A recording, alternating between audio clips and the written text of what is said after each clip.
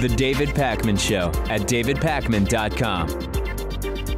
One of the sort of interesting elements, and interesting, I guess, is a light term, really sort of very depraved elements of the $1.3 trillion budget bill, spending bill that Donald Trump signed last Friday under protest and under promise never to do it again. We covered that earlier in the week, is that it increases the budget for the Pentagon such that they now have an extra $61 billion. That will put their budget at $700 billion this year. This, to give you just a sense of comparison, is bigger than Russia's entire military budget each year. That's the excess that the Pentagon is now getting from the Trump administration.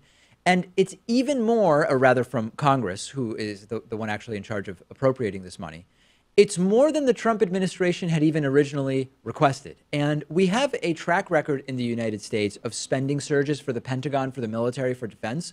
But very often they go directly to fund some kind of ongoing conflict. So in 2003 and 2008, we had the Iraq War going on, and a lot of this extra military funding went there. So now there's a real question about how is it that this extra money is going to be spent. And interestingly, there are only 6 months during which the military can spend this money because they've got to do it before the fiscal year ends in September. And when this happens, you get into a vicious cycle. And this actually happens in the corporate world as well. There's this mechanism. In academia, it's actually very common, where there's a certain amount budgeted for, supplies for teachers, pens, paper, staplers, all that stuff. And towards the end of the year, of the fiscal year, the budget year, whatever, in academic departments, and I've experienced this personally in my some of the teaching that I've done, you start to get everybody getting together and saying, listen, do you need any supplies? This is a really good time to put in an order because we've got extra budget. And if we don't spend it this year, next year the budget will be reduced because they'll say, hey, look, you didn't need all of your budget. Here's somewhere we can trim. And we don't want any kind of budget cut. So we got to make sure we spend all the money.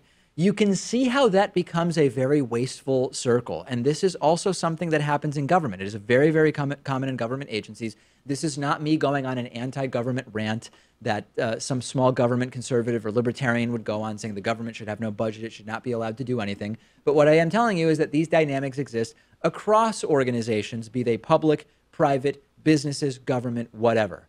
So now you are going to see the Pentagon in a situation where the Pentagon and its military, it's going to need to spend a ton of extra money merely to justify continuing to have that money in the future. And part of the argument that they're making is that over the last 8 years, they've had to cut a lot so that even though it sounds like they're getting all this extra money and they might not even need all this extra money, that the first thing they need to do is just go back to the prior budgets that they had before the cuts that they had over the last 8 years. And then beyond that, some of the additional money is going to be used to buy 14 new Navy ships. The Air Force is going to get 90 F-35 fighter jets. The Army is going to get a whole bunch of new helicopters. And in the end, I'm sure they'll manage to spend the money. And we'll get back to the question that I've been asking at this point for like 10 years, which is, would we be just as safe with a few bases being closed in Germany,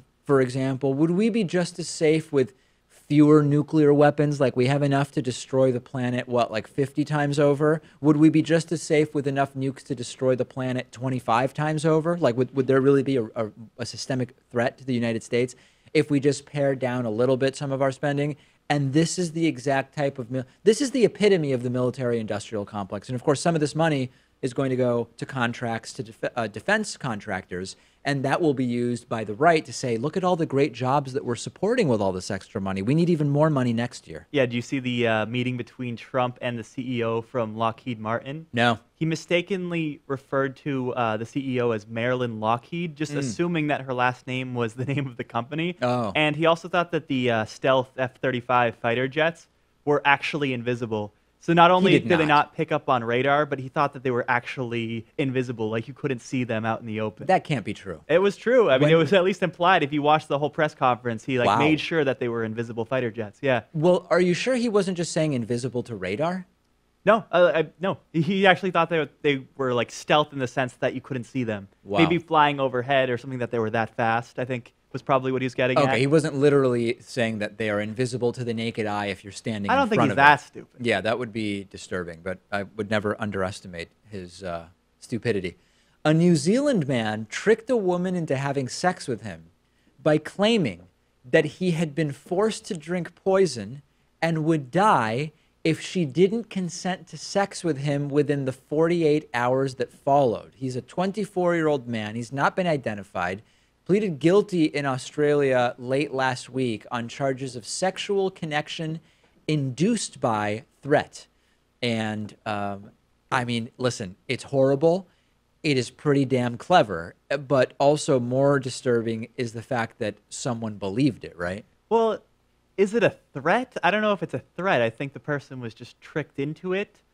And I think people are tricked into sex a lot. You know, if someone is encountering a prospective partner, they may play themselves up to be something that they're not. Maybe they have more money than they claim to, or less money than they claim to.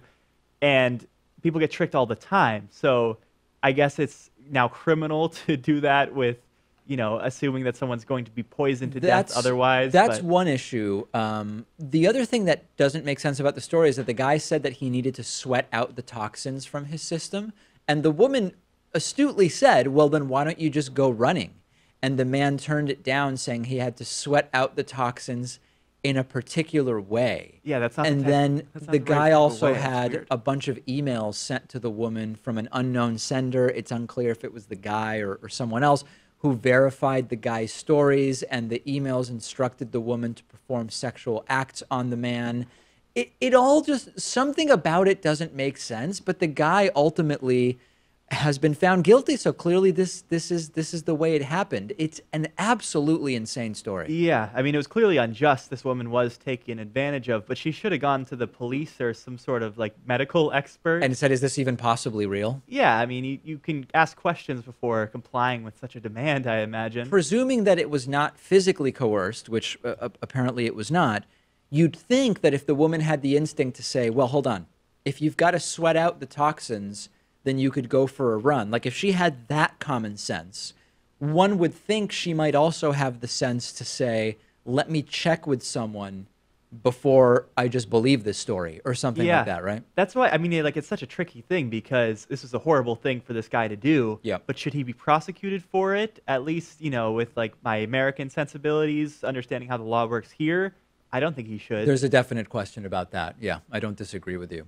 Big story over the last couple of days is the deportation of an American Army veteran, a veteran of the U.S. Army who served 2 tours of duty in Afghanistan, who came back from those tours of duty, developed a drug habit, which his family says was caused by PTSD, and ultimately ended up in prison for selling cocaine. And now Miguel Perez Jr. has been deported to Mexico, according to ICE, Immigration and Customs Enforcement, which is a decision that Senator Tammy Duckworth is saying is based on hate rather than logic, and that this is basically the end of what's been a long fight. This went on about 5 years for the 38-year-old Army private first class, whose family mistakenly believed was a U.S. citizen because of his Army service. He was flown from Gary, Indiana to Brownsville, Texas, and then escorted across the U.S.-Mexico border, handed over to Mexican authorities. He is a native of Mexico, came to the United States legally when he was 8 years old, grew up in Chicago, served the 2 tours of duty in Afghanistan before being discharged with a PTSD diagnosis. And after that point, he did get into trouble and ended up serving 7 years in prison. And he never formally filed for citizenship because he misunderstood what the rules were governing the process. And as a result, he entered removal proceedings, or what we call more colloquially deportation. And it's one of those stories, right? It's one of those stories that all of us, if we really thought about it, unless we are really lacking a moral compass, would say, hold on a second.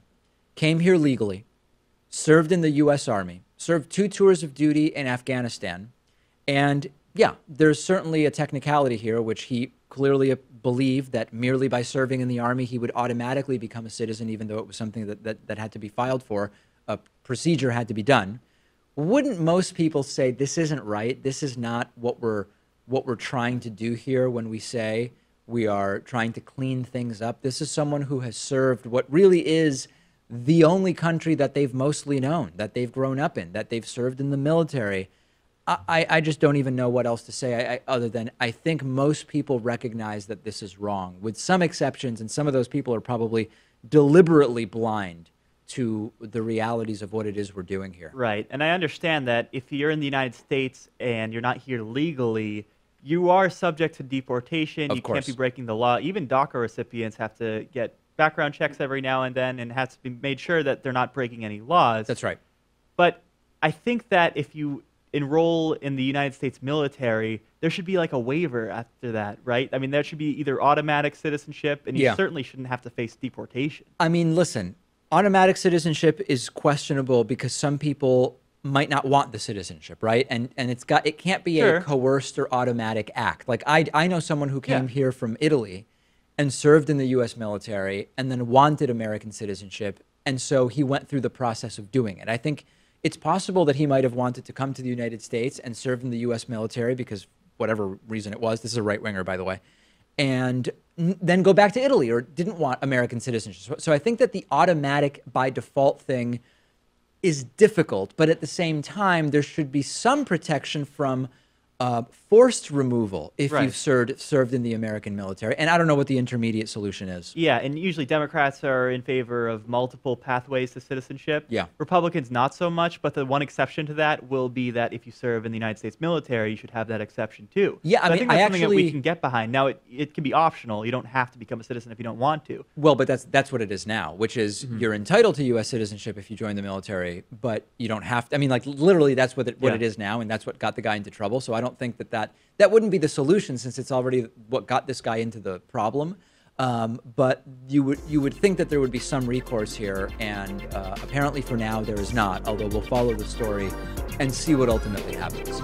That's it for today's bonus show. Talk to you tomorrow.